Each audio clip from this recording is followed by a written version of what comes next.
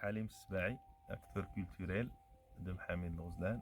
Je suis né et grandi ici, dans ce territoire, dans ce milieu ici, entre l'Oasis et le désert. Là, c'est un site, le site Jodor Sahara. Là, à côté, juste, il y a une scène, la scène de festival Zaman et la scène pour les jeunes musiciens de l'école Jodor Sahara. Donc, le site de Jodor Sahara, donc c'est vraiment à 3 km du centre de Mohamed. Il est dans les champs de Znaga, dans la région de Znaga, près du village de Zawiya. Donc on est là.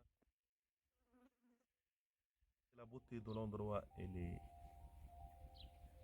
est indiscutable parce on a les dunes, le coucher de soleil. Et on accueille aussi les gens ici dans un bivouac culturel qui doit être prêt dans les mois à venir pour accueillir les clients et surtout les clients culturels, les artistes. Et l'idée dans ce projet, donc ça va être la création d'un théâtre qui est déjà en construction, un auditorium. Et après, il y a une classe pour la musique sous forme d'un réservoir d'eau pour collecter les eaux de pluie.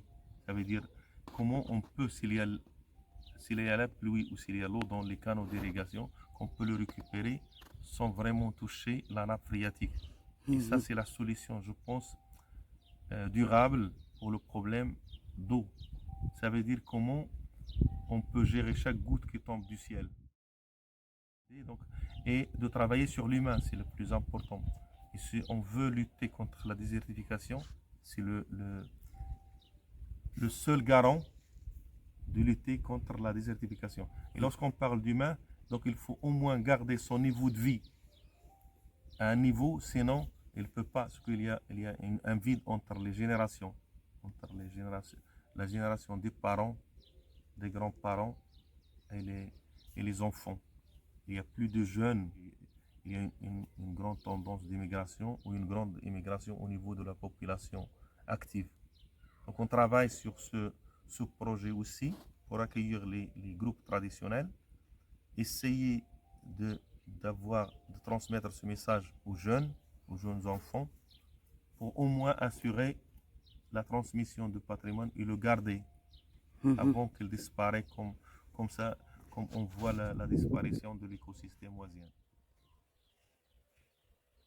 On se trouve à l'oasis de Mohamed, à la limite entre le désert et l'oasis avant le Grand Sahara.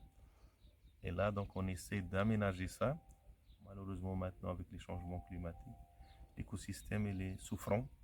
Et donc, on essaye, avec nos moyens de bord, de montrer cet écosystème dans sa vraie valeur.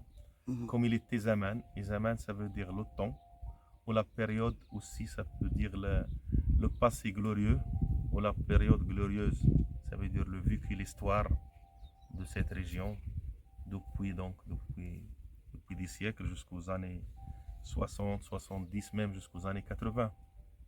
C'est des années 80 que l'eau commence à faire défaut et l'oasis a commencé malheureusement à se rétrécir. Et le désert prend de la place. Donc c'est un ennemi féroce qui prend de la place dès qu'il y a manque d'eau ou il n'y a pas de précipitation, ou aussi quand il y a de la surexploitation des ressources naturelles, qu'on ne peut plus trouver l'eau, assez d'eau pour irriguer, même pour boire. Donc on utilise les waterbox qui économisent l'eau pour planter les arbres. Ça nous aide un peu à bien gérer l'eau Et ensuite aussi, on voulait créer une vraie dynamique socio-économique basée sur la musique. Ça veut dire, lorsqu'il y aura le studio d'enregistrement opérationnel selon les normes internationales, peut-être quand il y a un grand artiste qui arrive, et on a la chance d'avoir notre partenaire Player for Change, qui a beaucoup d'ambassadeurs musiciens. Donc, ils viennent ici, ils peuvent enregistrer, faire des prises de vue et ensuite donner un concert. Et il y aura pas mal de fans qui vont le suivre. Et donc, ça va faire le bonheur des restaurants, des hôtels, de toute cette population locale. C'est ça l'idée de base, c'est ça l'objectif. Et en partageant ce patrimoine et cette richesse de ce patrimoine culturel et naturel.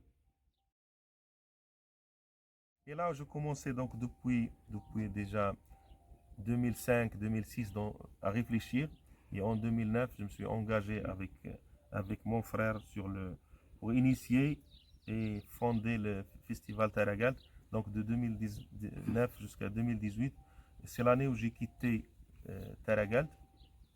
Et j'ai fait une certaine autocritique sur l'impact vraiment et dire que du moment où ça partent les festivaliers, les musiciens, il n'y a plus rien.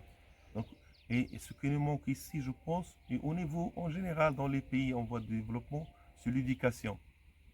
En général, et mon chemin a croisé le chemin de Playing for Change, qui est une grande fondation américaine, depuis 2016. Et on travaille sur l'éducation. On voit les jeunes, on a une trentaine de jeunes étudiants donc, qui sont d'une façon régulière et on travaille à peu près avec 100 jeunes au niveau des chants traditionnels. Une fois à deux fois par mois, on va les voir un type une variété de ces chants traditionnels dans l'Oasis ou la vallée du Dra ou même les oasis du sud marocain sont riches. Il y a plusieurs styles, plusieurs façons de chanter. Et aussi, on a la chance, quand j'étais à Taragal, de faire un projet aussi avec l'ambassade américaine pour répertorier et préserver le patrimoine immatériel de la vallée du Dra en liaison avec son milieu naturel. Et ça nous permet sur 3 ans de rencontrer plus de 200 musiciens traditionnels. Et le projet a fini en 2019 et j'avais l'idée j'ai dit c'est dommage de perdre contact avec ces gens, pourquoi pas créer un festival pour ces gens. C'est eux le pilier du festival des chants traditionnels et après s'ouvrir sur l'international. Et c'était là déjà, on est à notre 3e édition qui va avoir lieu le 29-30 novembre et le 1er décembre, ici dans l'Oasis et dans le désert. Et au milieu de tout ça, qui aura pour thème aussi les chameaux ou les dromadaires. C'est-à-dire, en plus de son rôle fonctionnel, c'était une composante importante de la culture du Sahara. Et grâce aux chameaux, grâce aux dromadaires, qu'on a pu faire la traversée du Sahara, c'est le vaisseau du Sahara.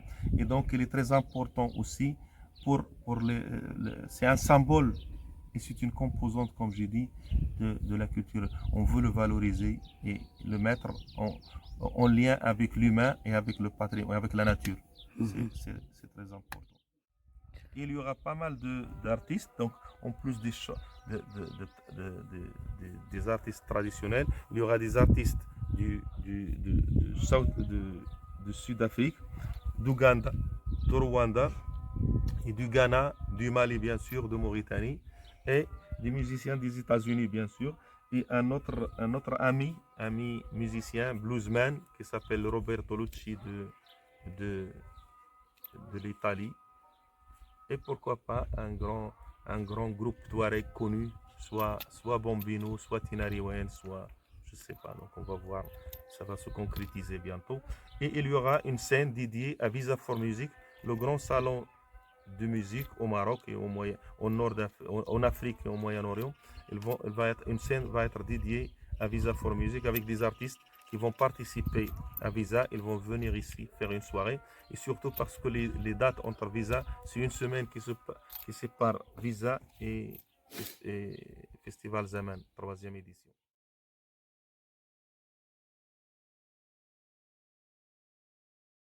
On compte sur tous les médias et tout, donc pour faire la promotion de ce territoire qu'on a besoin.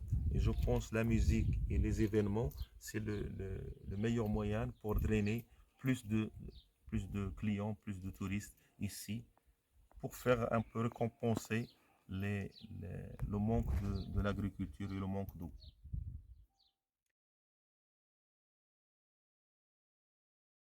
Modestement, donc je suis parmi les gens qui travaillent dans la culture, mais ma devise c'est que si je voulais m'engager dans un projet, il faut s'engager par le cœur et en profondeur. J'aime pas les choses superficielles parce que ça dure pas longtemps et j'aimerais voir l'impact, surtout sur l'humain, le plus important sur l'humain et sur le patrimoine. Donc c'est ça ma devise et c'est ça qui m'a aidé à continuer dans ces projets et de travailler avec les gens pour qu'ils s'approprient de projets.